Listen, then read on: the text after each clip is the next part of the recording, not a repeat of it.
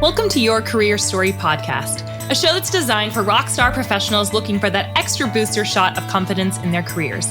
Whether you're trying to get clarity on a job transition, want some work-life balance inspiration, or need a strategy to snag that promotion or raise, this podcast is for you. I'm your host, Jenna Viviano, ex-Wall Streeter turned startup junkie who now coaches hundreds of clients, empowering them to take back control of the job search and land their dream job. So sit back, grab a glass of wine, and prepare yourself for your weekly boost of career confidence.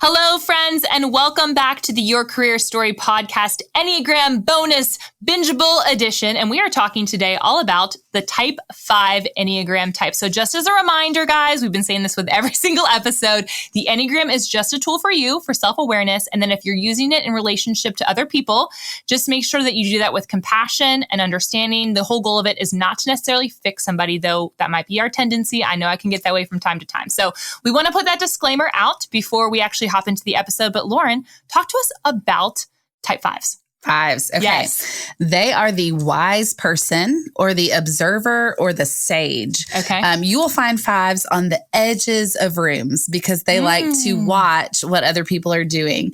They are excellent thinkers and strategists, and they seek to help with technical expertise and accumulating knowledge. They need lots of privacy and autonomy.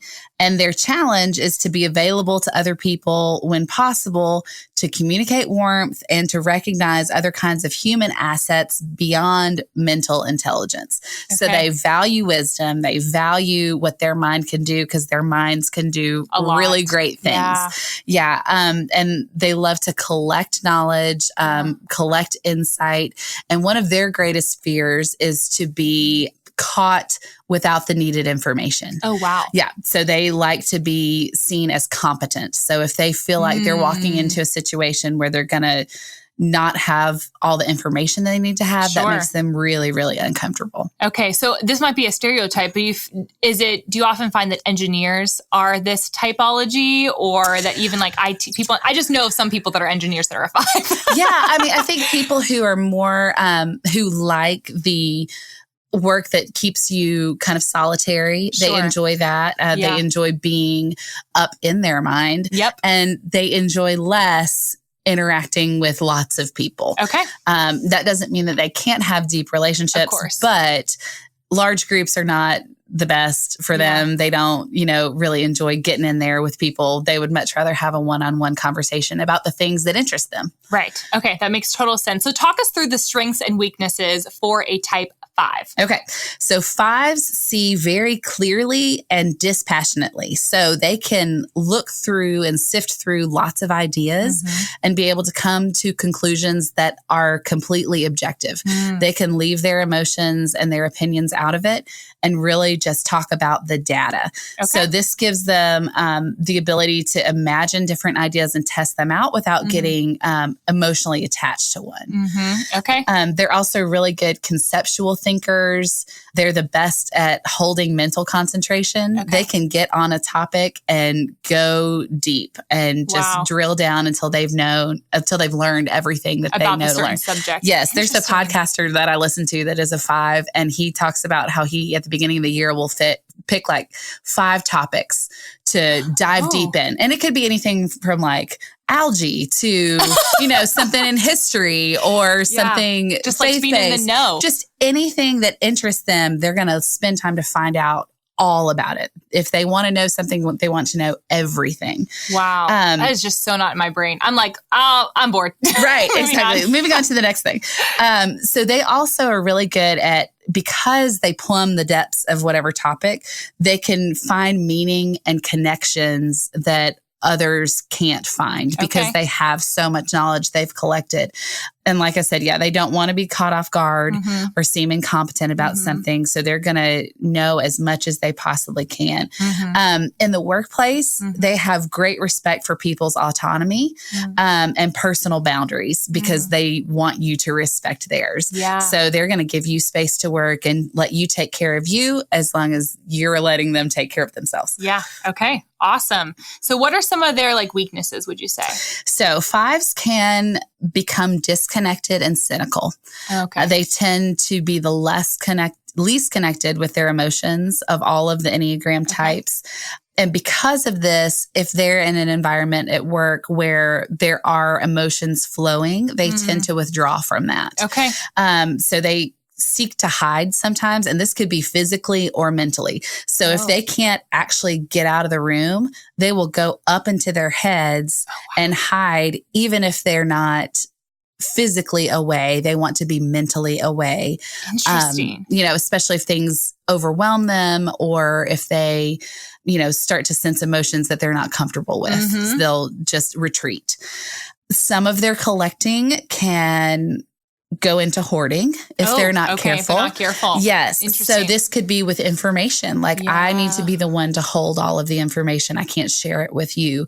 Or it could be collectible things. They physical things. Yeah, physical things. But mostly they tend to hoard themselves if they're not in a good place. So they will not be generous with letting people know who they are. A lot of times personal questions, even something as simple as like, hey, how was your weekend? Why would you want to know that? Yeah, like almost kind of skeptical. Yes, for sure skeptical, can be cynical. And they're able to compartmentalize their lives very neatly. So why would you want to, as a work person, know what I did in my weekend when I was being a home person, not a work person? Interesting. And so that's something that 5s will have to work on, but also to know the 5 isn't trying to be cold with you. Sure. If they're caught off guard. Fear again? Of a 5? Of not being prepared. Oh, being prepared. Yeah. Okay, that makes sense now. Not being competent, not being prepared for whatever they're being asked to do. So they want all the wisdom. They want to be seen as wise. And so they don't want to be caught off guard. Yeah. Okay. So if you're working with 5s. Yeah, tell me. You want to give them space and give them privacy. Okay. So even if you can't give them, like if it's an open workspace or something like that, just having a place where they can go and focus on their work, or if they need to put their earbuds in so that they can kind of block everything out because they want to really focus and work independently on whatever they are working on. Okay. Now, this doesn't mean they can't ever be in a team because we have to work in teams. You can't just be completely right. We can't be solitary. So if you're on a team with a 5, this can be very difficult for certain types to do. You don't want to take up all the space in the conversation. Oh. So that could be physically, you don't want to get in their personal space, but also if you ask a question and they don't reply immediately, don't keep talking. Oh. They're processing. They are thinking. They're going through their catalog in their brain, and silence does not bother them. So they're not uncomfortable. So if you're uncomfortable with silence, you're going to have to be comfortable. Right. You need to learn to allow them to take that time and take that space because they will respond. They do want to respond. But if you are quick to jump in just to fill the silence, then that gives them a message that you don't actually want to know what they think. And so why would you enter into that conversation again? Yeah. So I bet there's like a common misconception that people that are 5s, if you get in a relationship with a 5, is that they are just uninterested in you. If you're taking forever, right? Like I would respond and be like, oh, well, okay, they don't want to talk. All right, I'll move on, And but that's the thing on me where if knowing that person's a 5, it's going to help me pause and wait and be okay with the silence, even though it's painful for me. Right. Well, and especially with emotions, and this may not apply as much in the workplace, but with a 5, they have emotions. Sure. It just takes them a long time to get there. So it's kind of like if you dropped a pebble down into a well. Yeah. So if there's the emotion, it's going to take them a while to get down to the bottom to where they're feeling it. Okay. Because they've got a lot of mental space to filter through first. Got it. And so, they really need that space and time. You also want to give them as much information as possible before a meeting. Since they don't want to be caught off guard, they would like to know who is going to be there, what topics are going to be discussed. The agenda is important. Yes, the agenda is extremely important to them. And not having surprises pop up on the agenda because they want to come prepared so that they feel like they can offer their best. Yeah, I love that. Have we convinced you to get obsessed with the Enneagram yet? Yeah, we thought so, which is why we wanted to send you into this holiday season with a little something so you can continue your Enneagram education. Head on over to www.genevieveviano.com/type to download our free guide, Learn Your Type, Love Your Coworker. This guide is a complement to the bonus Bingeable podcast series, and we've made it stupid simple to understand the Enneagram, your type, and how it can work for your career. We really, really, truly believe that the Enneagram is the best tool out there for teams. So we want to equip you to be the best rockstar professional you can be. Again, head on over to www.genevieveviano.com/type to download Learn Your Type, Love Your Coworker. Okay, let's hop back into my conversation with Lauren. Talk to me a little bit about, let's say I am, an Enneagram 5, type 5. What are some things that I could potentially grow in? Sure. In the workplace, 5s are going to have to learn how to extend themselves just a little bit, even if it feels a little bit uncomfortable. So they need to experiment with loosening boundaries with the people that you trust. Remembering that generosity doesn't lead to lack. So if you give a little bit of yourself, that doesn't mean they're taking it. They're entering into something with you that can just multiply in a relationship. Just because 5s don't like to be asked questions doesn't mean that other people don't like it. So ask questions of other people. Ask them how they're doing, how their family is. They don't feel like it's an intrusion, even though you may feel like it is. You may feel like it's an intrusion, but they don't. They feel like you're interested in them.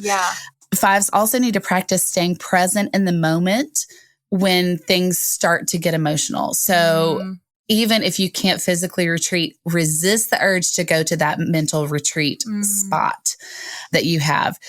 Practicing giving insight as you process rather than just conclusions. So particularly if you're working with a team, you want to bring the conclusions that you've come to, but your team would really appreciate knowing how you got there and what your thought processes were. So you may have to talk a little bit more about them, or if they ask questions, they're not questioning your conclusion. They just want to know what brought you to that point. Yeah. I could even see that in an interview. That same thing coming to fruition where somebody who is a 5 in an interview may just say the thing that the outcome was, but oftentimes why employers ask certain questions is to understand how you got to there and how you would approach that problem, whatever that may look like in their specific scenario. Right. And so I think that's a really important thing to think about. And also just understanding that for me as somebody who's a different type, that I'm an Enneagram 3, and knowing that if a 5 doesn't respond to the question, that just, I don't know, something about that just really jumped out for me of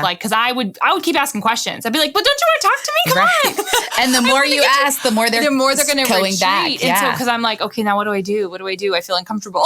Right. So here's what you want to do. If you want to get a 5 talking. Yeah. Tell me. Okay. Yes. Find a topic. Okay. A topic that you know that they are interested in. They will talk and talk and talk and talk. I was in a conversation with somebody and it happened to come up. The Enneagram came up and they were like, oh, I'm a 5. And I thought, oh, you're doing really well because we've been talking for a really long time. Yeah. And then I realized, it's because we were talking about something they were really interested in. And so they can stay in a good conversation.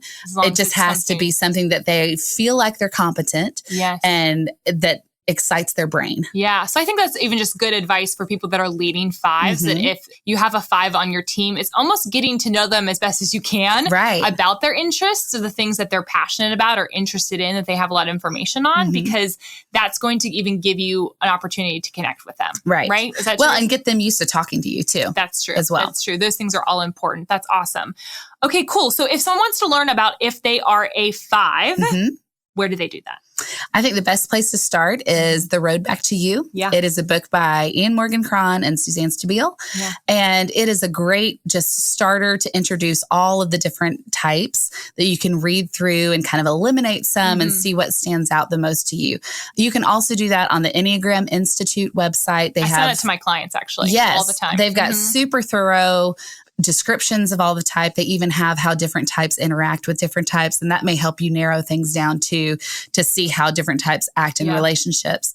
But the best way is if you're looking for work, to have me come in for team building. Sure. And I can teach all of the different types, talk to specifically who you have in the room and what types are interacting to learn about each other in a more concentrated way. I feel like that helps to diffuse conflict so much of having someone like you. Because the biggest issues, I mean, this is for me, who I coach people individually, and I can tell you 95, I change my percentage. It's always in the 90 percentile that the majority of people don't switch jobs because they don't like the function of their job. They switch jobs because they have relational conflict. They don't like their boss. They don't like the culture, which really means they don't like the subculture typically of their actual team.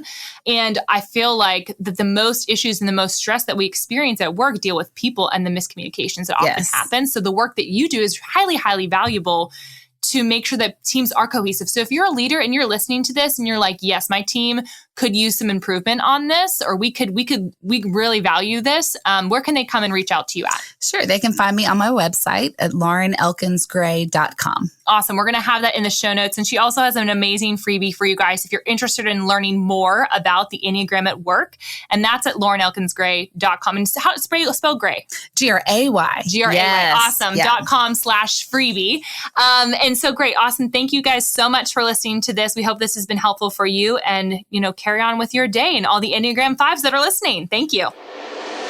Hey, y'all. Thanks so much for listening to Your Career Story podcast. I would love to get to meet you. And there are a couple of ways that we can connect in between episodes. First and foremost, I love my LinkedIn. Second is via Instagram. And third is over on my website. I actually have a special spot just for you full of fun, free resources. So all you have to do is go to www.jennaviviano.com/resources. Super simple, for a bunch of freebies that will help you boost your career. Hope to see you next week.